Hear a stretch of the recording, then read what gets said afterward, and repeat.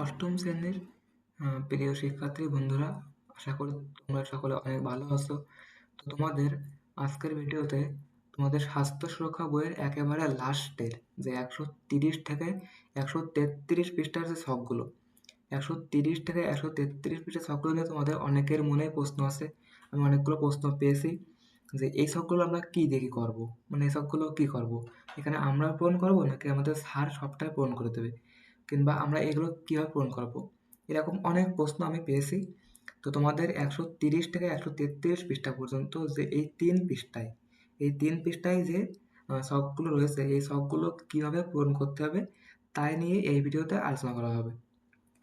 তো দেখো বন্ধুরা, তোমাদের 130 পৃষ্ঠায়, এটা হচ্ছে 130 পৃষ্ঠায় নাকি, সরি, এটা হচ্ছে 131 পৃষ্ঠায়, 131, 132 এবং 133, এই তিনটে পৃষ্ঠা। তো 131 পৃষ্ঠায় এখানে রয়েছে হচ্ছে যে মূল্যায়ন ছক 1, আমার অংশগ্রহণ ও পাঠ্যপুস্তকে করা কাজ। ঠিক আছে, তো আমার মূল্যায়ন ও পাঠ্যপুস্তকে করা কাজের ক্ষেত্রে এখানে নিজের মন্তব্য, সহপাঠীর মন্তব্য, অভিভাবকের মন্তব্য এবং শিক্ষকের মন্তব্য, এখানে এই 4 জনের মন্তব্য দিতে হবে। তো এখানে তোমাকে যেটা পূরণ করতে হবে সেটা হচ্ছে তোমার নিজের মন্তব্য। এখানে তোমার নিজের মন্তব্য যেটা, এটা তোমাকে পূরণ করতে হবে। এবং তোমার সহপাঠীর মন্তব্য, অর্থাৎ তুমি এই বইতে যতগুলো কাজ করেছো, অর্থাৎ তুমি এই বইয়ের যতগুলো ছক রয়েছে সবগুলো ছক কেমনভাবে পূরণ করেছো এবং সবগুলো দলীয় কাজ কেমনভাবে সম্পন্ন করেছো, সেটার উপর ভিত্তি করে তোমার সহপাঠী কি মন্তব্য করতেছে, অভিভাবক অর্থাৎ তোমার পিতামাতা কিরকম মন্তব্য করতেছে এবং তোমার শিক্ষক কিরকম মন্তব্য করতেছে, সেটা এখানে লিখতে হবে। তো এটা আমি লিখে দিছি, এটা আমি যা লিখেছি এটা লিখলে কিন্তু হবে না তোমাদের, ঠিক আছে? আমি আবারও বলছি, তোমাদের এই যে আহ, অভিভাবকের মন্তব্য এবং শিক্ষকের মন্তব্য, অন্তত এই দুইটা অবশ্যই তোমার বাবা মা লিখতে হবে এবং তোমার শিক্ষক লিখে দেবেন, বা তোমাদেরকে লিখে, মানে কিভাবে লিখতে হবে তাই বলে তোমাদেরকে লিখতে দিবে। এটা তুমি আগের থেকে লিখলে কিন্তু হবে না। তোমাকে জাস্ট তোমার নিজের মন্তব্য যেটা, এটা এখানে লিখতে হবে। যেমন এখানে স্বতঃস্ফূর্ত উদ্যোগ গ্রহণ, সেক্ষেত্রে আমি পাঠ্যপুস্তকে করা কাজে একক ও দলীয়ভাবে অংশগ্রহণ করেছি। ঠিক আছে, তো আমি পাঠ্যপুস্তকে করা কাজে একক ও দলীয় ভাবে অংশগ্রহণ করেছি, এইটুকু তোমাকে লিখতে হবে। আর তোমার সহপাঠীর মন্তব্য, প্রতিটি দলীয় ও একক কাজে সবসময় অংশগ্রহণ করেছে।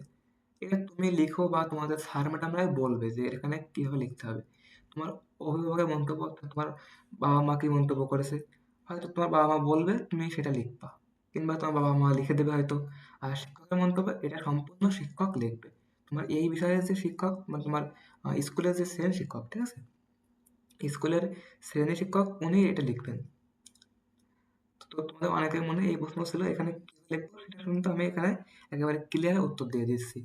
এরপরে দেখো, শ্রদ্ধাশীল আচরণ, এখানে নিজের মন্তব্য কি, প্রতিটি কাজে শ্রদ্ধাশীল আচরণ করেছি, এটা হচ্ছে তোমার নিজের মন্তব্য।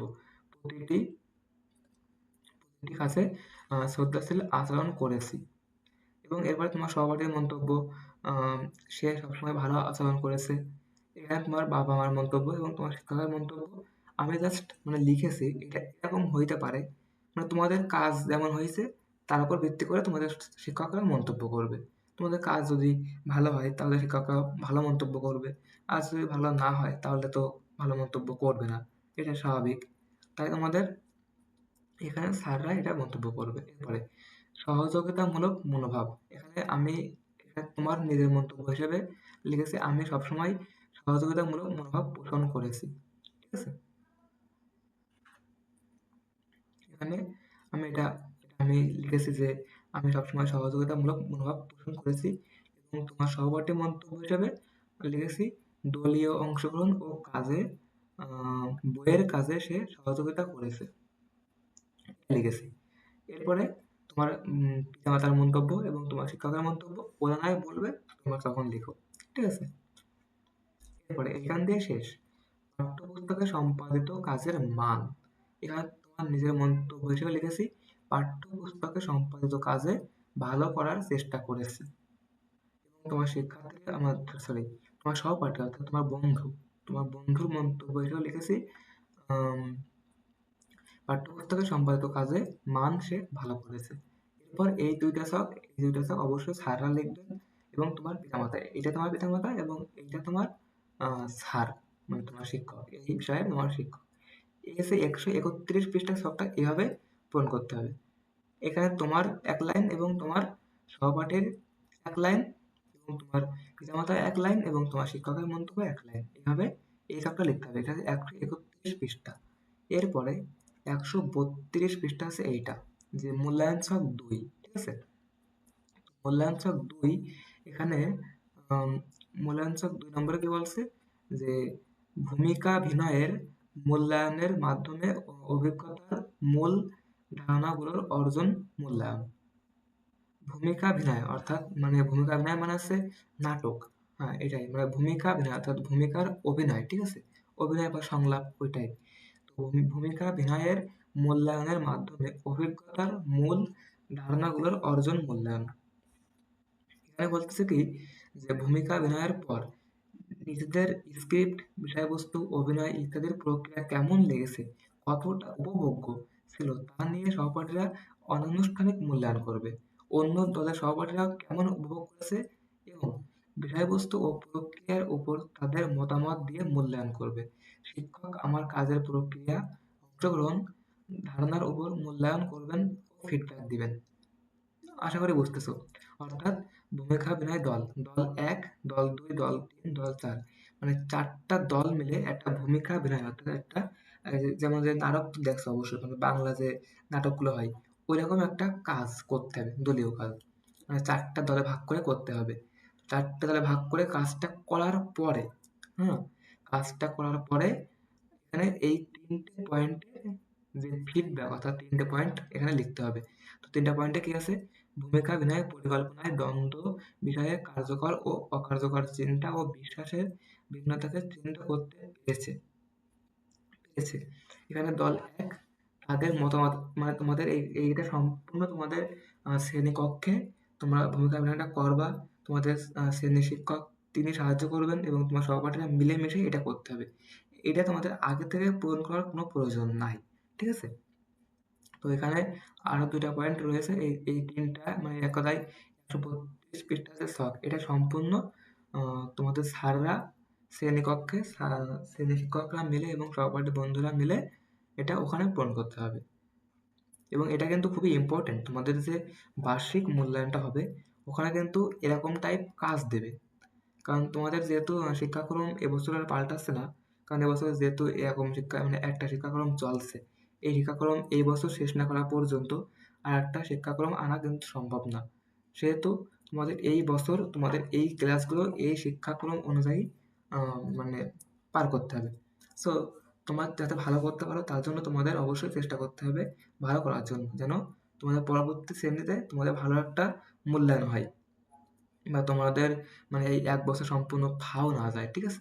এজন্য তোমাদের তোমরা এই লাস্টের দিকে এই সবগুলো একটু ভালো করে বুঝে শুনে পড়ো। তোমাদের শিক্ষার্থী সরি, তোমাদের সহপাঠী এবং তোমাদের শিক্ষকদের সাথে আলোচনা করে ভালো করে বুঝে নিও যে তোমাদের বার্ষিক মূল্যায়ন পরীক্ষায় এখান থেকে কিভাবে প্রশ্ন আসবে। তোমাদের এই লাস্টের ছকটা কিন্তু সম্পূর্ণ বার্ষিক মূল্যায়নে কেমন প্রশ্ন হবে তার উপর ভিত্তি করে বানানো হয়েছে। তো তোমাদের বার্ষিক মূল্যায়ন কিন্তু এখন তোমাদের ষান্মাসিক মূল্যায়ন যেমন সহজে হচ্ছে, বার্ষিক মূল্যায়ন কিন্তু এত সহজে হবে না। এজন্য তোমাদের অবশ্যই একটু ভালো করে পড়াশোনা করতে হবে। এই 132 পৃষ্ঠার ছক গেল। এরপরে 133 পৃষ্ঠায় রয়েছে কি, মূল্যায়ন ছক 3। এখানে আছে কি, দ্বন্দ্ব ব্যবস্থাপনার দ্বন্দ্ব ব্যবস্থা সরি দ্বন্দ্ব ব্যবস্থাপনার কৌশলগুলো চর্চা, মূল্যায়ন এর মাধ্যমে অর্জিত যোগ্যতা জীবনে প্রয়োগের মূল্যায়ন। মানে এই যে দ্বন্দ্ব ব্যবস্থাপনায় যে কৌশলগুলোর যে চর্চা করলাম, যে মূল্যায়নটা করলাম, এই মূল্যায়নের মাধ্যমে যে অর্জিত যে যোগ্যতা অর্থাৎ এই মূল্যায়ন করে আমাদের যে যোগ্যতা অর্জন হয়েছে, এই যোগ্যতাগুলো আমাদের ব্যক্তিগত মানে আমাদের চলার পথে, আমাদের জীবনে, আমাদের সামনের জীবনে কেমনভাবে এগুলোর প্রয়োগ করব তার মূল্যায়নটা নিয়ে এই ছকটা, ঠিক আছে? আশা করি তোমাদের ক্লিয়ার বোঝাতে পেরেছি। তো এখানে শিক্ষার্থীর নাম, তোমাদের নিজ নিজ নাম দেবা এখানে। এরপরে দ্বন্দ্ব ব্যবস্থাপনার কৌশল চর্চা সংক্রান্ত ব্যক্তিগত পরিকল্পনার যথার্থতা, এখানে বর্ণনামূলক ফিডব্যাক অর্থাৎ এই দ্বন্দ্ব ব্যবস্থাপনার কৌশল চর্চা করে তোমার ব্যক্তিগত যে পরিকল্পনাটা হয়েছে সেই অনুযায়ী একটা ফিডব্যাক অর্থাৎ একটা বর্ণনা এখানে লিখতে হবে। তো এটা তোমরা সম্পূর্ণ তোমাদের এটা তোমাদের একটু নিজ থেকে লিখতে হবে, ঠিক আছে? আর এর পরেরটা, এর পরবর্তী যেটা সেটা হচ্ছে পরিকল্পনার আলোকে করা চর্চা সংক্রান্ত কাজগুলো খাতা, ডায়েরি, জার্নালে লিপিবদ্ধ করা।